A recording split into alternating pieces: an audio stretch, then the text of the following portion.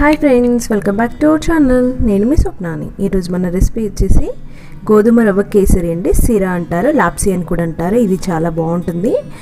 Video ఎక్కడ కూడా skip చేయకుండా చివరి వరకు చూడండి.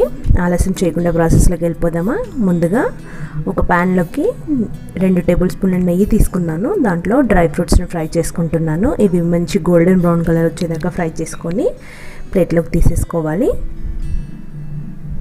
చూడండి, చక్కగా వేగిపోయాయి కదా. ఇంక ఇప్పుడు ఇవి గిన్నెలోకి తీసేసుకొని అదే నెయ్యిలోకి 1 కప్పు గోధుమ రవ్వ తీసుకున్నానండి. గోధుమ రవ్వని మంచి గోల్డెన్ కలర్, అంటే కలర్ చేంజ్ అయ్యేంత వరకు, మంచి కమ్మటి వాసన వచ్చేంత వరకు బాగా ఫ్రై చేసుకోవాలి.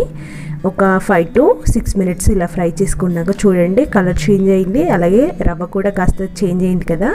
ఇప్పుడు దీంట్లోకి మనము 1 కప్పు రవ్వకి 3 కప్పుల వాటర్ తీసుకోవాలండి. నేను 5 కప్పుల వాటర్ తీసుకున్నాను. ఇక్కడ 1 కప్పు పాలు యాడ్ చేస్తాను. ఈ విధంగా వాటర్ వేసుకొని ఒక 10 మినిట్స్ ఉడికించాలి. చూడండి కాస్త దగ్గర అయింది కదా, మన రవ్వ అనేది కూడా చక్కగా ఉడికింది కదా. ఈ విధంగా ఇంకొక 3 మినిట్స్ ఉడికించిన తర్వాత ఇప్పుడు దీంట్లో 3/4 కప్పు చక్కెర యాడ్ చేస్తున్నానండి. మీరు దీంట్లో కావాలి అంటే బెల్లం కూడా యాడ్ చేసుకోవచ్చు. చక్కెర యాడ్ చేసుకొని అంత బాగా కలిసేలాగా కలుపుకొని ఒక 5 to 6 మినిట్స్ ఉడికించాలి. ఇదంతా కూడా మనం మీడియం ఫ్లేమ్లో పెట్టి ఉడికించుకోవాలండి.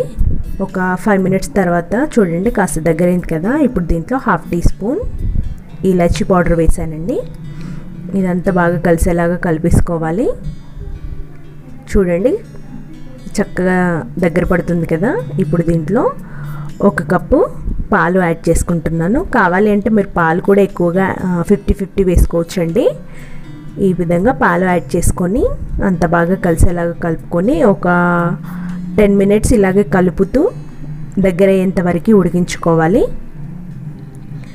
ఒక 8 మినిట్స్ తర్వాత నేను చూస్తున్నాను. చూడండి ఇది అంత దగ్గర అయిపోయింది కదా, ఇంకాస్త దగ్గర అవ్వాలి. ఇదంతా ఒకసారి కలిపేసుకొని మనం ముందుగానే ఫ్రై చేసి పెట్టుకున్న డ్రై ఫ్రూట్స్ ఏవైతే ఉన్నాయో వాటిని వేసుకొని మొత్తంగా కలిపేసుకోవాలి. ఇలా డ్రై ఫ్రూట్స్ వేసుకున్నాక ఒక 5 మినిట్స్ ఉంచేసి కాస్త దగ్గర అయిన తర్వాత ఇంకా మనం స్టవ్ ఆఫ్ చేసేసుకొని సర్వ్ చేసుకోవాలండి. ఈ కన్సిస్టెన్సీ ఉన్నప్పుడే నేను ఎందుకు ఆఫ్ చేశాను అంటే ఇది చల్లగిన తర్వాత కాస్త గట్టిగా అవుతుంది కదా. అంతే, ఇంకెంతో టేస్టీగా ఉండేమన్నా గోధుమ రవ్వ కేసరి రెడీ అయిపోయింది ఫ్రెండ్స్. మీకు నచ్చినట్లయితే మీరు ఒకసారి ట్రై చేసి టేస్ట్ ఎలా వచ్చింది అనేది కామెంట్స్ రూపంలో నాకు తెలియచేయండి. ఈ వీడియో కనుక మీకు నచ్చినట్లయితే ఒక లైక్ కొట్టండి, మీ ఫ్రెండ్స్కి రిలేటివ్స్కి షేర్ చేయండి. అలాగే మన ఛానల్ని సబ్స్క్రైబ్ చేసుకొని పక్కన ఉన్న బెల్ ఐకాన్ని యాక్టివేట్ చేసుకోండి. Thank you for watching.